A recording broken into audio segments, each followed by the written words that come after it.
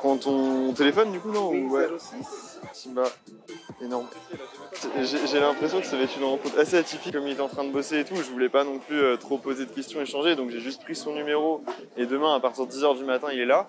Et du coup, il s'appelle Simba, il vient de Guyane. J'ai grave envie de lui poser des questions sur son savoir-faire des Ateba, comment il a appris, et peut-être que voilà, il pourra apporter des pistes sur leurs origines. J'habitais plus de 13 ans au Brésil.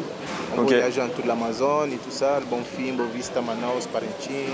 Ah, t'as appris comment? C'est Là, j'ai vu la base des Ateba, des Indiennes, des Amérindiennes qui habitent dans la forêt.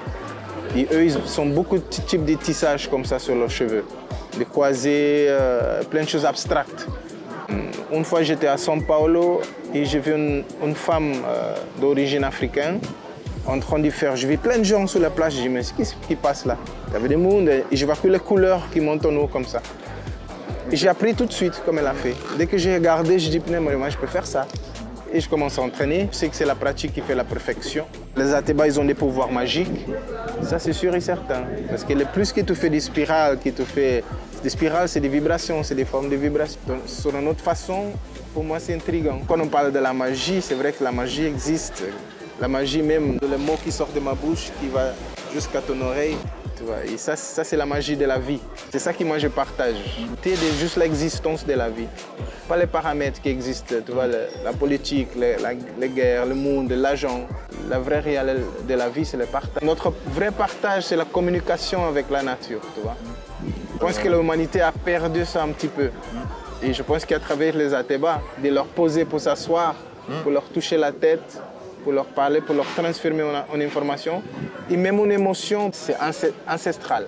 Je les transmets certaines énergies aussi dans l'Ateba. Des connaissances de ça. Merci beaucoup pour ton partage, ça me parle de ouf parce que dans la signification aussi que j'ai pu trouver à travers les rencontres, à travers tous les voyages sur les Ateba, c'est qu'elles sont toutes composées d'émotions. Comme avec la magie, souvent on vit quand même quelque chose de positif sur le moment. Tu vois, on se retrouve vraiment de humain à humain et en dehors de toute la sphère, de tous les problèmes, tout ça. Moi, ça symbolise que juste même avec la simplicité, on peut trouver du bonheur et ça, c'est ce qui est le plus précieux dans la vie. Nous, on dit la simplicité, c'est l'art de la vie. Parce que c'est pas trouble. Quand tu as beaucoup d'informations, qu'aujourd'hui les gens ils sont habitués avec beaucoup d'informations faciles, ils sont intoxiqués avec tellement d'informations d'un temps. Ils ne prennent pas le temps pour apprécier. Et c'est qui a fait celui-là sur toi? C'est toi qui as fait celui-là? Lalou, une de mes meilleures amies qui s'appelle Lalou. Ok. Fais-moi ton cheveu. J'ai eu l'idée en 2016, je faisais déjà de la magie et je me suis dit waouh, cet objet est super intriguant. Et puis je trouvais ça super joli aussi, j'avais envie d'en porter et je me suis dit ça pourrait être chouette parce que comme ça j'ai aussi toujours une baguette magique sur moi. Et il a fallu 2 ans pour concrétiser l'idée, aussi laisser pousser un peu les cheveux pour pouvoir en fixer une. Ça fait depuis 2018 que je fais de la magie avec des Ateba. Elle est magnifique, hein? Ah, elle est magnifique. Après, tu peux mettre... Trop stylé. Merci. Ah, ça c'est quand même assez dingue. Pendant que Simba était en train de me tisser 2 personnes qui s'approchent vers moi en mode mais attendez, mais on se connaît non? Et moi alors en les voyant je dis bah oui effectivement, enfin sur le moment j'aime pas trop eu le temps de voir et tout. Vous êtes magicien? Je dis bah oui.